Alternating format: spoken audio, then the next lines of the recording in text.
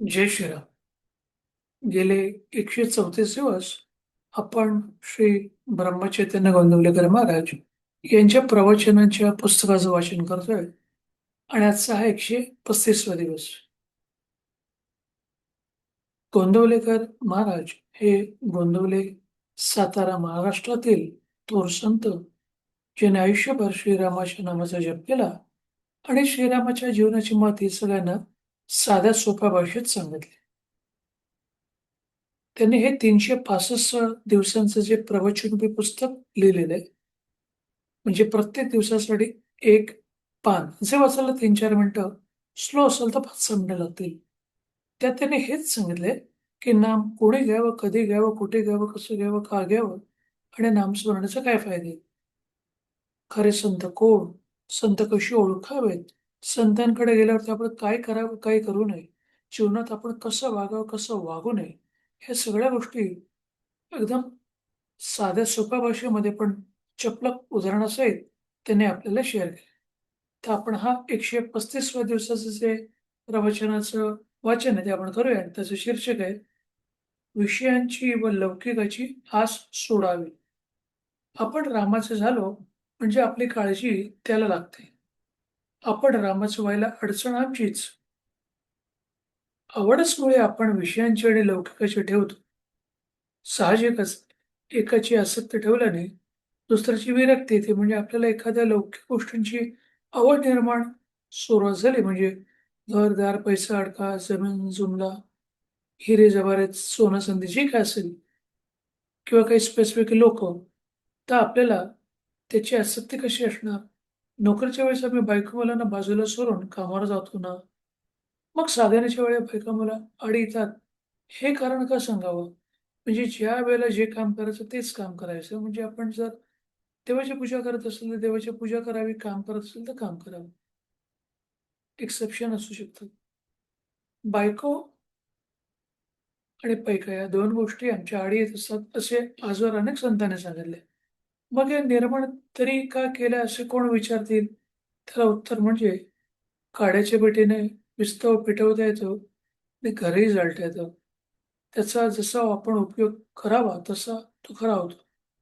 म्हणजे खरं म्हणजे आपल्याला भगवंताची तळमळ लागतच नाही. एक जण म्हणाला, की मला प्रपंच टाकावासा वाटतो. मी त्याला म्हटलं, नुसतं प्रपंच टाकण्याने तुला वैराग्य कसं येईल? वैराग्याला नेहमी विवेकाची जोड लागते. तू आपला मीपणा टाकलास तरी खूप झालं. म्हणजे अहंकार, इगो, मीपणा हेच सगळ्या दुःखांचं मूळ आहे. हे प्रत्येक वेळेला सगळ्यात संतांनी आपल्याला सांगितलेलं आहे. चांगले काम, चांगले कर्म आड नाही असं थोडंच आहे. वाईट कर्म कुणाला सांगण्याची तरी आपल्याला लाज वाटते. पण सत्कर्म आपण अभिमानाने ज्याला त्याला सांगत सुटतो. म्हणजे आपल्या अंगातले सगळे चांगले गुण आपण लोकांना दाखवतो. आपण केलेली तर चांगलीच कामं आपण लोकांना दाखवतो. वाईट कामं सरळ कोणी दाखवत नाही. मागील जन्मी पाप केले म्हणून या जन्मी हे भोगतो असं म्हणतो आणि आता चांगली कर्म करतो म्हणजे पुढच्या जन्मी सुख लागेल असे म्हणतो. म्हणजे जन्म-मरणाच्या फेऱ्यातून सुटण्याऐवजी त्याच्यातच गुंडाळले जाण्यासारखेच आहे. की असं लोकं म्हणतात, की 84 लक्ष योनीतून आपण फिरून आल्यानंतर आपल्याला मनुष्यजन्म असं बऱ्याच लोकांचा विश्वास आहे. तर असा रेअर मधला रेअर मनुष्यजन्म मिळाल्यानंतरही आपल्याला पुढचा जन्म मिळावा, ह्याचीच आपण इच्छा करतो, ह्याच्यासाठीच आपण प्लॅन करतो, ना की या जन्ममृत्यूच्या चक्रातून सुटावं. दुष्कर्मामुळे पश्चाताप होऊन एकदा तरी भगवंताची आठवण होईल. परंतु सत्कर्माचा अहंकार चांगल्या माणसालाही कुठे नेऊन सोडेल याचा पत्ता लागणार नाही. म्हणजे अहंकार हा फक्त वाईट लोकांचा असं नाही, तर चांगल्या लोकांकडे पण असतो. म्हणजे मी खूप चांगलं काम करतोय, हे सांगणं सतत, सतत. हा देखील एक प्रकारचा अहंकार आहे. माझ्यामुळे हे झालं, माझ्यामुळे ते झालं, माझ्यामुळे हा बदल घडला, मी असं केलं म्हणून हे असं झालं. असं सांगण्याचा जो आपला भाव असतो, तो एका अहंकाराचंच प्रतीक आहे. राजासुद्धा योग्य मार्ग दाखवण्यासाठी आपल्या संगतीला चांगला माणूस ठेवतो. भगवंताने उद्धवालाही सत्संगम समागम कर म्हणून सांगावे. यातून काय काय अधिक पाहिजे? म्हणजे अधिक काय पाहिजे? कडू कारले खाल्ले तर कडूपणाची प्रचिती येते. मग विषयांच्या प्राप्तीने जीवन गोड कसं होईल म्हणजे आपण खारलं, कडू जे असतं ते खाल्ल्यानंतर आंब्यासारखी आपल्याला टेस्ट यावी हे एक्सेप्ट करणं किंवा हे सांगणं की हा विचार करणंच चुकीचं आहे. म्हणजे तसंच आपलं विषयाच्या भोगासाठी जे आपण मागे लागतो, तेव्हा आपल्याला आपलं जीवन आनंदी किंवा गोड सतत होईल. टेम्पररी आपल्याला आनंद मिळू शकतो, पण तो चिरकाळ टिकणार नसतो. हेच आपल्याला समजलं पाहिजे. प्रेम येईल तेव्हा भगवंताची भक्ती करेन असे म्हणू नये. विषयासाठी आपण मरमर काम करतो आणि तेवढे करूनही सुख लागत नाही. मग भगवंताचं नाव न घेता प्रेम येत नाही, हे म्हणणे किती वेडेपणाचे आहे. म्हणजे भगवंताचं नाव घेण्यासाठी आपण काही रिझन देऊ नये. हेच याचं मूल तत्व आहे. लग्नाआधी मुलीला 5-6 जणांना दाखवली तरी लग्न झाल्यावरती ज्याप्रमाणे तिला एकच नवरा असतो आणि बाकीच्यांची तिला आठवणही राहत नाही.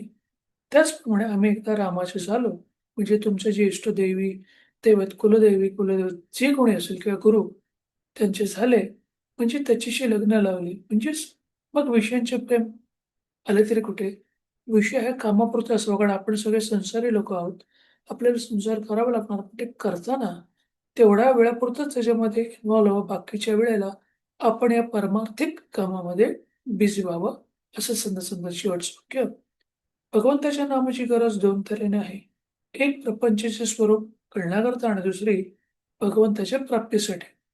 म्हणजे विषयाची, लौकिकाची आस सोडली, तर आपल्याला बऱ्याचशा गोष्टी सहज साध्य होतील. हेच महाराजांनी या 135व्या प्रवचनात सांगितलंय. आता आपण 11 वेळेला श्रीरामाच्या नावाचा जप करूया. श्रीराम, श्रीराम, श्रीराम, श्रीराम, श्रीराम, श्रीराम, श्रीराम, श्रीराम, श्रीराम, श्रीराम, श्रीराम, श्रीराम, श्रीराम.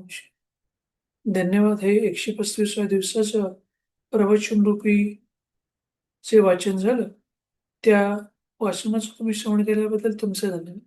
तुमचा उर्वरित दिवस असाच आनंदाचा, सुखाचा आणि आरोग्यपूर्ण जावो, हीच त्या श्रीरामचरणी इच्छा व्यक्त करतो आणि थांबवतो. जय श्रीराम, जय श्रीराम, जय श्रीराम, जय श्रीराम, जय